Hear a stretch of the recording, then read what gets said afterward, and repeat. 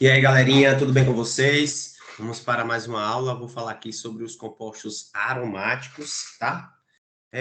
Quando se fala, né, quimicamente compostos aromáticos, lembramos logo ou imediatamente do benzeno.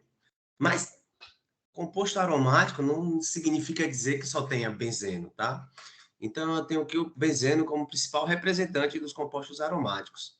Mas os aromáticos são qualquer hidrocarbonetos fechados que apresentam um núcleo de anel benzênico, tá? Então, acho que a condição primordial para que eu classifique um composto como aromático é a presença desse anel benzênico. E esse anel benzênico, ele é representado por um círculo, tá? Ou ele pode ser representado também pela alternância de ligação dupla, simples, dupla, simples, dupla, simples, em uma estrutura fechada. Lembrando que, nesse caso aqui, desse benzeno, ele tem 6 carbonos. Esses carbonos são do tipo sp2, todos são sp2, e eles apresentam comprimento de ligação do tipo sigma pi. Eu tenho aqui sigma pi, eu tenho sigma, eu tenho sigma pi, eu tenho sigma, sigma pi, eu tenho sigma. Esses aromáticos, sem muito enrolar, né?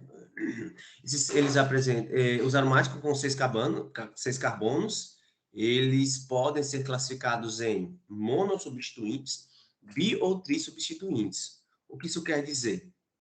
Eles podem apresentar uma substituição ligado a um desses carbonos. Então, aqui eu tenho um aromático sem nenhuma substituição. Observe que esse aromático sem nenhuma substituição, ele apresenta 6 carbonos, C1, C2, C3, C4, C5 e C6.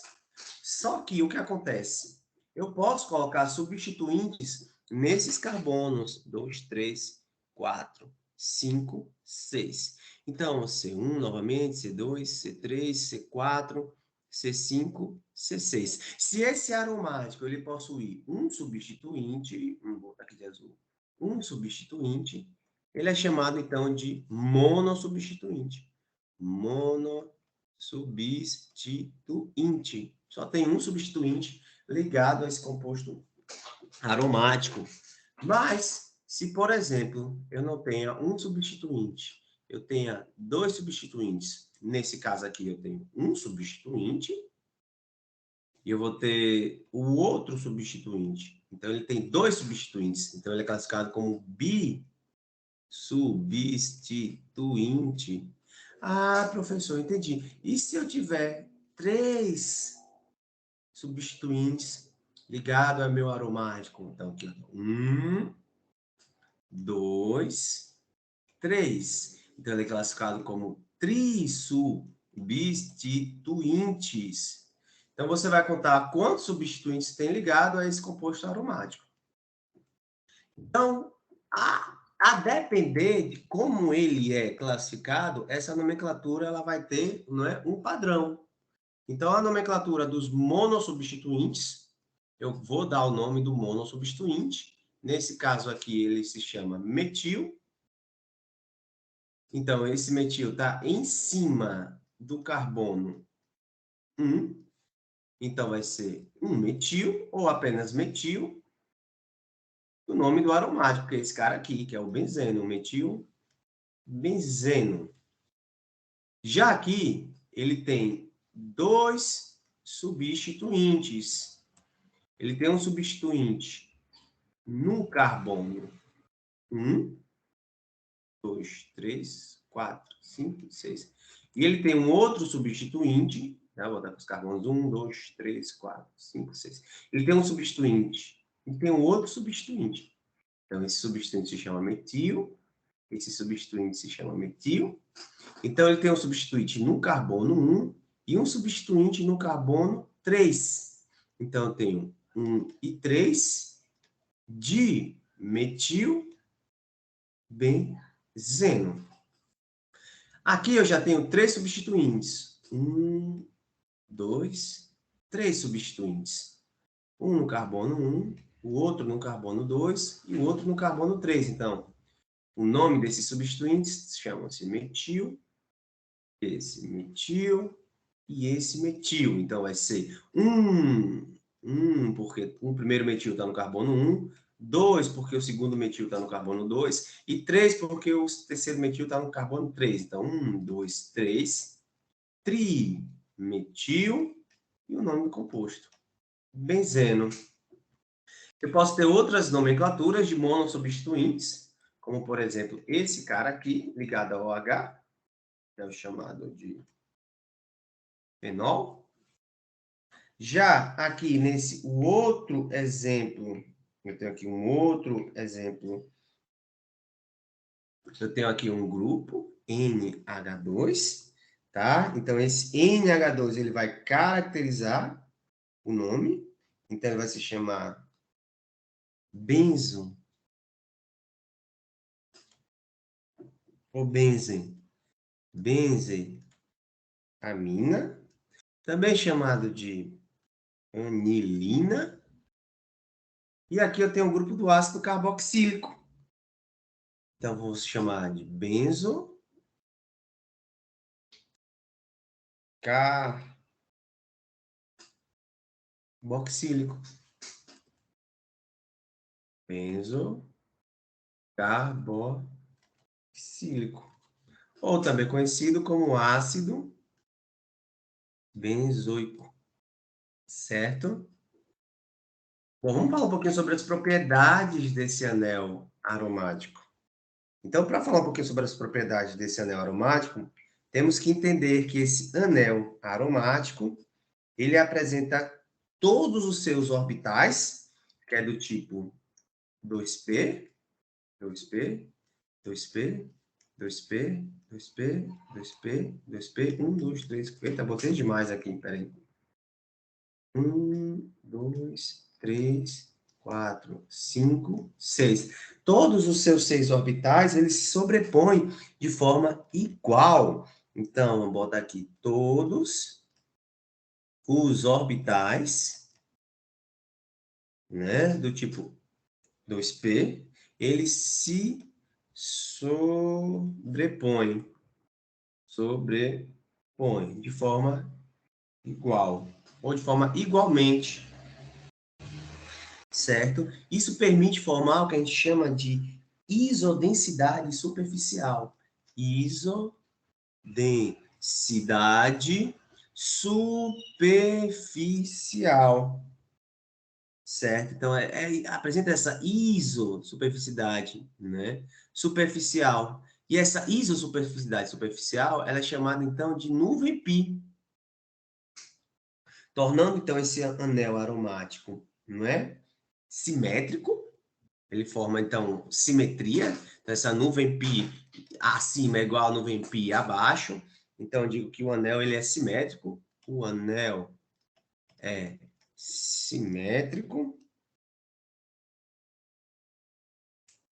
Eles são muito estáveis, né? Muito estáveis. Então, os aromáticos são muito estáveis devido à presença desse anel aromático, comparativamente, obviamente, a outros sistemas do tipo pi. Além disso, né, esse anel aromático permite, então, com que as estruturas elas formem uma estrutura chamada de planar, apresentando uma angulação de 120 graus Celsius, ou 120 graus. Que graus Celsius? Só que essa densidade eletrônica de nuvem pi, ela pode ser reduzida. Essa redução de nuvem, ela é causada por um efeito chamado de efeito de grupo. O que acontece? O grupo ligado ao anel benzênico afeta a densidade eletrônica do mesmo, aumentando ou diminuindo essa densidade eletrônica. Então, aqui veja que eu não tenho nenhum substituinte ligado a esses carbonos presentes nesse benzeno. Lembra que eu tenho 1, 2, 3, 4, 5, 6 Só que aqui eu já tenho um composto ligado, que é hidroxila, que apresenta aí 2 pares de elétrons. Na verdade, são 2, mais 2, 6. Então, o que acontece? Esse grupo que é chamado de hidroxila, ele tem um efeito de grupo OH. Então, a hidroxila, a presença dessa hidroxila, aumenta a densidade eletrônica do anel. Se aumenta a densidade eletrônica do anel, consequentemente, aumenta a reatividade frente aos reagentes eletrolíticos. Já tem compostos, por exemplo, como o grupo carboxílico, né? Aqui eu tenho um ácido carboxílico, ele então diminui esse efeito.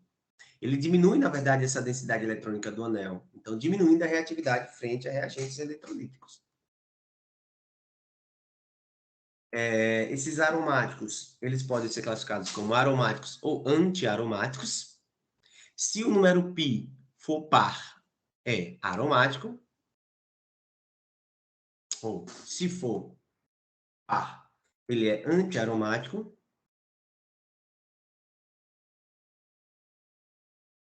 Se for ímpar, aromático. Vamos ver aqui, ó. Então, aqui eu tenho um π, eu tenho ligação dupla, ó. 2 πs, 3 πs. Então, eu tenho 3 ligações π, então ele é aromático. E aqui eu tenho uma ligação π, 2 ligações π. Então, ele é anti-aromático. Esses compostos benzênios, eles apresentam heteroátomos ligados a ele, tá? Então, eles podem ser classificados como monoheteroátomos. É um composto benzeno que apresenta apenas um heteroátomo ligado a ele, como a piridina. Ou eles podem ser chamados de poliheteroátomos, quando eu tenho mais de um heteroátomo ligado aí nesse composto aromático, como a purina aqui, por exemplo. Então, observe aqui que eu tenho apenas um heteroátomo. Então, monoheteroátomo. Observe aqui que eu tenho 1, 2, 3, 4. Então, poliheteroátomo. Além disso, esses aromáticos eles podem unir-se entre si, formando então chamados aromáticos policíclicos. Então, como o naftaleno. Veja que o naftaleno ele apresenta aí 2 anéis aromáticos. Antraceno, 3 anéis aromáticos. 1, 2, 3 fundidos. O tetraceno tem 1, 2, 3, 4 anéis aromáticos. Já o fenantreno, ele apresenta 3 anéis aromáticos. Só que essa fusão, ela tanto pode ser, né, ó, anelar,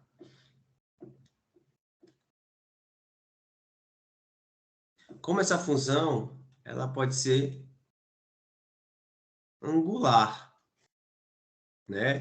Veja que esses anéis aromáticos, eles formam um ângulo entre si. Um ângulo de, sei lá, 30 graus.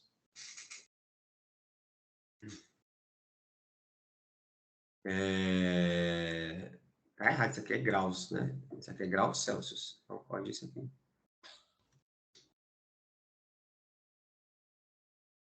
Por fim, existem outros aromáticos, não só o benzeno é conhecido, né? Mas, na verdade, existe um temática chamada de aromaticidade, que permite, então, dizer o que é um aromático do que não é um aromático. Então, existem algumas regras para definir o que é um aromático do não aromático. A primeira e principal regra fundamental é que esse aromático seja plano, planar, fechado. Ele pode ser, então, aromático ou anti-aromático. Ele apresentar, então, ligação simples e duplas alternadas. E seguindo uma regra aí de Hunkel, tá? Então, esses aromáticos, eles podem, então, apresentar 4 carbonos, 1, 2, 3, 4, 6 carbonos, 1, 2, 3, 4, 5, 6 carbonos, 8 carbonos, 1, 2, 3, 4, 5, 6, 7, 8. Agora, observar, né? Se essas estruturas, elas são planares ou não planares. Nesse caso aqui, dessa estrutura, que tem 8 carbonos, ele apresenta uma forma de barca. Ele é não planar. Então, ele é não aromático.